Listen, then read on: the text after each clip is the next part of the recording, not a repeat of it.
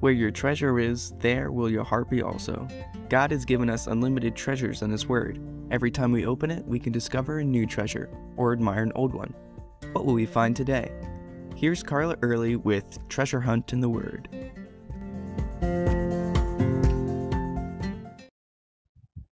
Some things in life you just have to decide beforehand. If you don't, you're liable to end up where you don't need to go. Like I told my children, when entering into a serious relationship, you've got to set boundaries at the beginning, lines you're not willing to cross. It's like that with many things in life. If you don't already have the line drawn, it's easy to cross into enemy territory. Like Daniel, when he first arrived in Babylon, he didn't object to the Babylonian education, the name change, and the 3 years of training, but he drew the line on the food because eating it would go against the law of God. So it says Daniel purposed in his heart that he would not defile himself with the king's delicacies. In Psalm 56, the Philistines had captured David in Gath, the hometown of Goliath. Remember that giant David had killed? Some of his family may have wanted revenge. No doubt David was afraid. But in Psalm 56:3, he reminded himself, "Whenever I am afraid, I will trust in you." Then I think he might have paused there and thought, wait a minute, when I fought Goliath, I wasn't one bit afraid. I trusted God, the Almighty, all-powerful God who is sovereign over everyone and everything. And then he wrote, "In God I will praise His word. In God I have put my trust. I will not fear. What can man do to me?" He decided, I don't need to fear. I have God. When we go into any situation, we can decide ahead of time, I will not fear because I know God, and He loves me. Nothing is out of His hand. He is with me.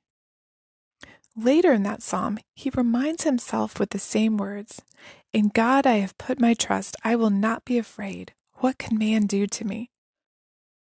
This all happened well before David became king. Years later, though, this decision not to fear but to instead trust God served David well. His son Absalom had seized the throne. David and his loyal men were forced to flee from Jerusalem. In Psalm 3, he wrote about this experience. He began, "Lord, how they have increased who trouble me. Many are they that rise up against me." But this time he already knew fear was not an option. He says, "I lay down and slept. I woke, for the Lord sustained me. I will not be afraid of thousands of people who have set themselves against me all around." He remembered the Lord was with him, and he said, "You, O Lord, are a shield for me, my glory, and the one who lifts up my head." We must purpose in our heart not to be afraid of whatever it is that scares us.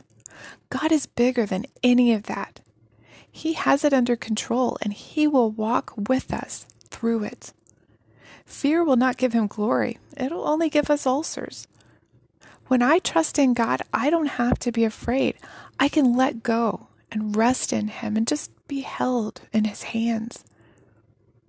Now, just saying, "I will not be afraid," may not help you stamp out that fear that rises in you when you go into that meeting or approach a neighbor or sit in the doctor's waiting room.